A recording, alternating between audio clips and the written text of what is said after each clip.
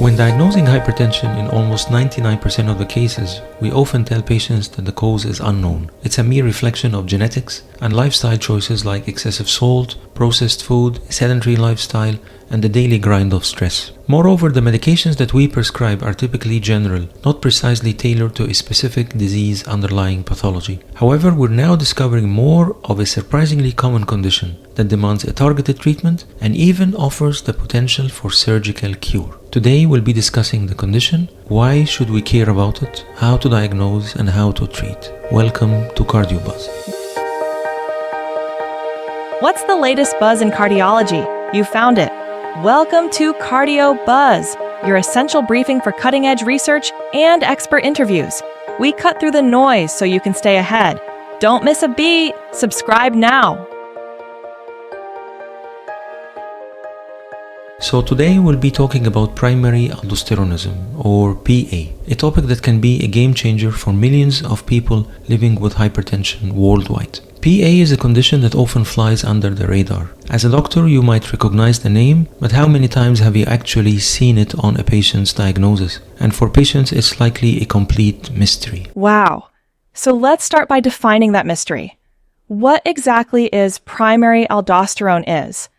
Aldosterone is secreted by the suprarenal glands and it's typically regulated by renin from the kidneys, and their interactions help to maintain blood pressure and electrolyte balance by promoting sodium and water reabsorption and potassium excretion. Renin is released in response to hypotension or dehydration, prompting the adrenal glands to secrete aldosterone and conserve salt and water. Simply put, primary aldosteronism is an adrenal gland disorder where the suprarenal gland produces too much of the hormone aldosterone, independently of its usual regulator, renin. This excess aldosterone leads to the body holding on too much sodium and water, which then drives up the blood pressure. And it's not just about high blood pressure. Excess aldosterone can directly damage the heart, the kidneys, and the blood vessels, leading to serious complications. So, it is an endocrinal disorder that elevates the blood pressure, right? But is it different from other causes of hypertension? Yes, you might be wondering, why should I care about PA when I already have a high blood pressure? Here's the critical part. In primary aldosteronism, there are significantly higher health risks compared to patients with typical primary hypertension. We're talking about more than twice the risk of stroke and kidney disease, triple the risk for atrial fibrillation, and twice the risk for heart failure. And despite these serious complications, fewer than 1% of hypertensive individuals are screened for primary aldosteronism. Means that we are missing out on targeted treatments that could drastically improve the health outcomes and even potentially cure the hypertension. Then who should be screened for PA? This is where the new guidelines from the Endocrine Society come in, published recently this year. They have a clear message. All individuals with hypertension should be screened for primary aldosteronism. All of patients, I guess there are around 1.5 billion hypertensive humans with high blood pressure. Should we screen all of those?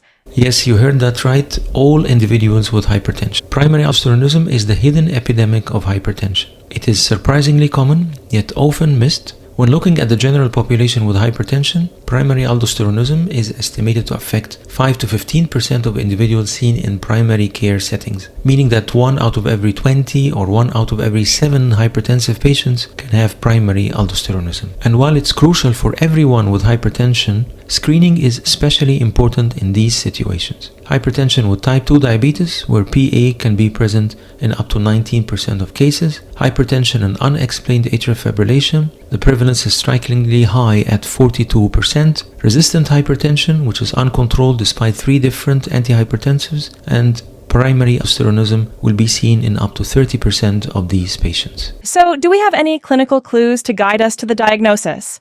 We usually start to suspect primary aldosteronism when serum potassium is low, either spontaneous without treatment or even induced by diuretics, because excess aldosterone works on the tubules of the kidney, signaling them to retain sodium and excrete potassium. So isn't hypokalemia enough to suspect and diagnose this seemingly common condition?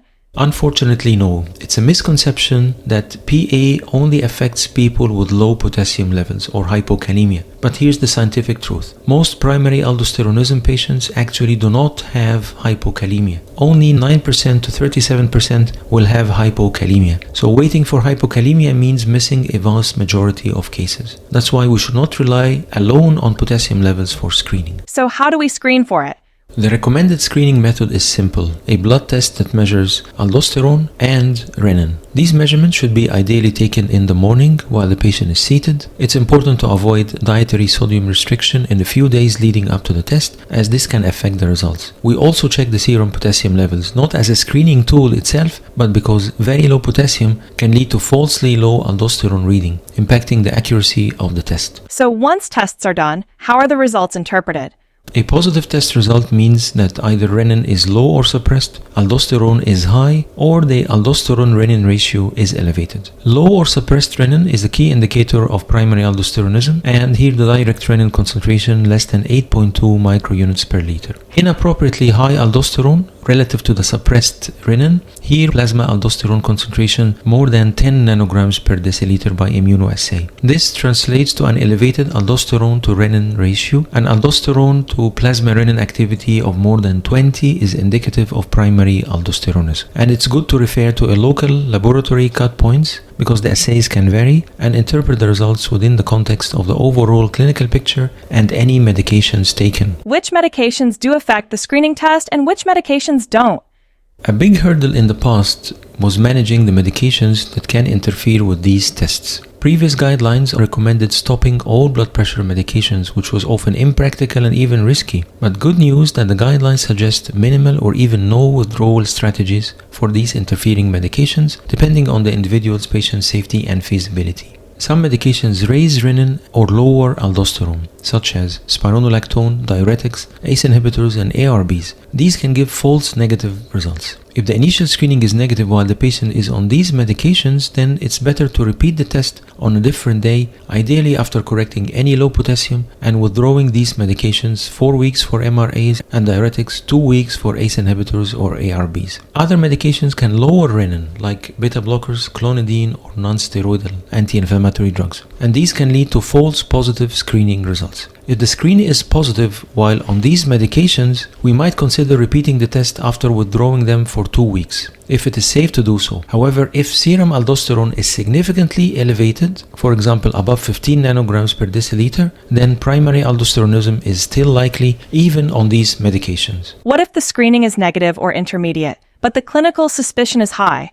A negative screening is not always the end of the road. We can consider rescreening in the future if the patient develops unexplained hypertension, resistant hypertension, new or unexplained hypokalemia, or atrial fibrillation without structural disease or hyperthyroidism. If the screening is intermediate, we can go for a simple confirmatory test, which is the aldosterone suppression test. And how can we try to suppress aldosterone? In primary aldosteronism, there's a benign adenoma in the suprarenal glands that leads to autonomous, unregulated aldosterone production. And if the serum aldosterone levels are not suppressible, then this supports the diagnosis of primary aldosteronism. We can suppress aldosterone production by giving a high dietary salt, telling the patient to consume 4 to 5 grams of sodium per day for 3 to 4 days, or by giving oral captopril, or by infusing 2 liters of saline and that contains salt. Then we measure plasma or serum aldosterone. If the levels are low, this means that aldosterone production is suppressible and not autonomous, and that makes primary aldosteronism unlikely. But keep in mind that serum potassium must be corrected before the test, and if the patient is taking an MRA and the renin is no longer low, then it's good to stop MRA before the test. Back to the screening test of renin and aldosterone blood levels. If the screening is positive, what to do next for confirmation, and how do we decide on that? A positive screening result is the crucial first step. It means that the journey towards targeted, effective treatment can begin. For most individuals with a positive screen, the next step involves deciding on either medical therapy or some surgical intervention to remove the source of excessive aldosterone production. The key diagnostic step is adrenal lateralization. For unilateral PA, here we can provide surgical cure by total unilateral adrenalectomy, and this is primarily offered to individuals who choose the option and who are good surgical candidates. Whereas for bilateral primary aldosteronism, we cannot remove both suprarenals, of course, and here lifelong therapy with mineralocorticoid receptor antagonist is usually offered. And how do we decide if it is unilateral or bilateral? We know whether it is unilateral or bilateral by imaging and by measuring the level of hormones from the suprarenal veins on both sides. CT scan can help to find suprarenal tumors, but alone it has limitations in assessing the functional activity of the adrenal glands, and it can lead to misclassification. CT or MRI alone can misdiagnose the cause in up to 37% of cases. Some apparent abnormalities on CT scan, like masses, may not be functional. They're just innocent bystanders. We call them incidentalomas, whereas some small functional microadenomas that produce excess aldosterone may be missed by CT scan. So CT scan should better be complemented by taking blood samples from both glands, right?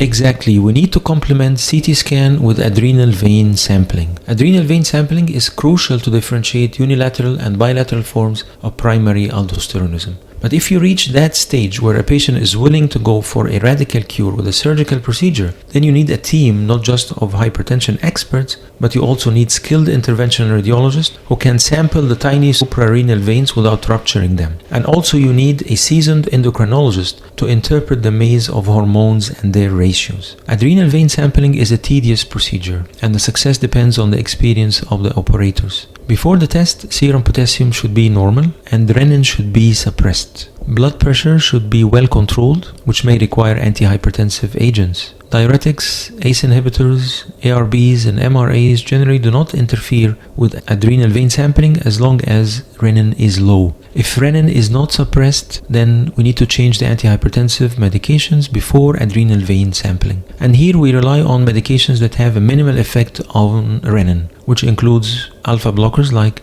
prazosin, doxazosine, or long-acting dihydropyridine or non-dihydropyridine calcium antagonist, amlodipine, verapamil, diltiazem. During the test, blood samples are collected from the right adrenal vein, the left adrenal vein, and the inferior vena cava. Then we do some measurements, ratios, and calculations. The first measurement is the selectivity index, where we measure the ratio of cortisol in the suprarenal gland divided by cortisol in the inferior vena cava. This confirms the successful cannulation of the adrenal vein. And then we have lateralization index. And this is a complex formula where we take the ratio aldosterone cortisol from one side divided by the ratio of aldosterone cortisol on the other side, or the cortisol corrected aldosterone ratio from the dominant adrenal vein to the non-dominant adrenal vein. And if the ratio is more than 4, it indicates a lateralizing aldosterone excess. If the ratio is less than 3, then it suggests bilateral aldosterone hypersecretion. A ratio between 3 and 4 is a gray zone, borderline. It requires cautious interpretation, CT scan, and maybe further tests. Sometimes infusion of cosyntropine, which is a steroid stimulating agent, is helpful to maximize the gradient of cortisol from the suprarenal vein to inferior vena cava, which helps to confirm that we took the sample from the adrenal vein. This infusion also helps to maximize aldosterone secretion from the adenoma and reducing the risk of sampling during a quiescent phase of the tumor. If there's concomitant autonomous cortisol overproduction, this can complicate the test further. We also need to measure plasma metanephrine during the adrenal vein sampling to help lateralize both aldosterone and cortisol secretion in such cases. Oh my God, looks like a really tedious and cumbersome test. Can't we just bypass it and go to treatment or another test? Yes, it's a complicated and very tedious test, and we can bypass that invasive test in 4 cases. Number 1, if there's no desire for surgery, or if the patient is a poor surgical candidate. Here, medical treatment is enough. Or when we have high probability of unilateral disease. This is typically seen in a patient younger than 35 years with marked primary aldosteronism, marked hypokalemia, significantly elevated plasma aldosterone concentration with suppressed renin, and a unilateral adrenal adenoma more than 1 centimeter on CT scan. We can also bypass that mild primary aldosteronism, who typically have bilateral disease, and go directly to medical treatment with mineralocorticoid receptor antagonists. The fourth situation where we can bypass that test is in familial hyperaldosteronism. Patients from families with germline mutations associated with familial hyperaldosteronism, they typically also have bilateral disease, and adrenalectomy is not indicated. Okay, so surgery is curative in all cases, right? Adrenalectomy is an effective treatment for unilateral primary aldosteronism and can be even considered for selected patients with bilateral adrenal disease. Adrenalectomy often cures or significantly improves hypertension, with over 80% of patients seeing improved blood pressure control and 37% achieving normal blood pressure without medication. Patients typically reduce their antihypertensive medications from 3 to 1. Surgery also reduces the severe cardiovascular and renal risks associated with untreated primary aldosteronism and improves the quality of life. Most procedures are minimally invasive, allowing for faster recovery and same-day discharge. Wow, that seems like a fantastic curative option. It's a good option, but it's not risk-free. Adrenalectomy for primary aldosteronism carries several risks. The general surgical risks like hematoma, hemorrhage. Patients can also experience electrolyte disturbances, some kidney function changes, often an unmasking of pre-existing glomerular hyperfiltration, and roughly 1/3 of the patients can experience a significant drop in eGFR post-operative. Also, some hormonal changes can be seen post-surgery. Patients with cortisol-secreting adrenal adenomas may develop glucocorticoid insufficiency, requiring replacement therapy in about half of the cases post-operative. Oh, so you mean that after surgery we may trade aldosterone excess for cortisol deficiency? Well, it's a complicated relation. Roughly 5 to 25% of patients of primary aldosteronism also have autonomous cortisol secretion from the adenoma. This excess cortisol increases the cardiometabolic risks like diabetes, osteoporosis, and renal dysfunction. It can complicate the results of adrenal vein sampling. That's why we measure, in addition to aldosterone and cortisol, metanephrine. And moreover, when we remove the adenoma, we can see post-operative glucocorticoid insufficiency. Then can we identify those patients before surgery? Yes, we can do that. For primary aldosteronism patients with an adrenal adenoma or CT scan who are planning to go for surgery, it's good to go for a dexamethasone suppression test. This is a simple test where we give the patient dexamethasone in the night before the test, then measure serum cortisol between 8 a.m. and 9 a.m. on the next morning. If cortisol levels are high, above 1.8, this indicates autonomous cortisol secretion. Again, going for surgery needs a team of good surgeons, radiologists, and endocrinologists to properly diagnose, select, and handle post-operative complications. Ugh. Honestly, that maze of hormones and their interactions get me dizzy. Can you define in detail the medical treatment for PA? It is the way to go in bilateral disease, familial cases, and poor surgical candidates.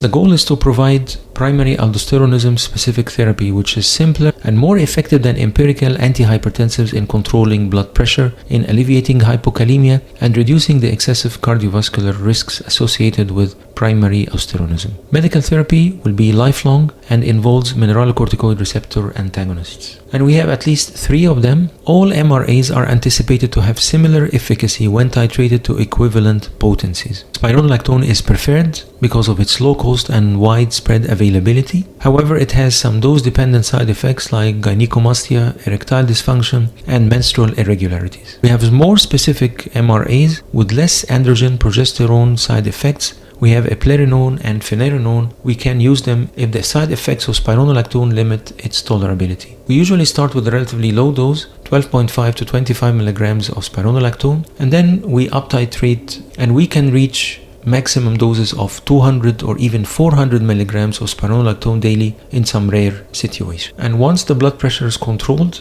non-MRA medications can be lowered or removed to allow for further MRA dosing. We can confirm the success of therapy by measuring aldosterone and finding it suppressed. A rise of renin with MRA therapy serves as a biomarker indicating a restoration of the normal physiology. We have another class of antihypertensive medications that can be useful sometimes. These are the potassium-sparing diuretics or the epithelial sodium channel inhibitors. We have triamterene and amiloride. MRAs are generally preferred over these agents for primary aldosteronism specific medical therapy. Amiloride appears to be sometimes as effective as spironolactone in reducing the blood pressure in individuals with resistant hypertension. However, they do not directly block aldosterone, therefore their impact on aldosterone-induced target organ damage may differ from MRAs. They may be considered as alternative therapies if spironolactone is not tolerated and other MRAs are unavailable. That was great.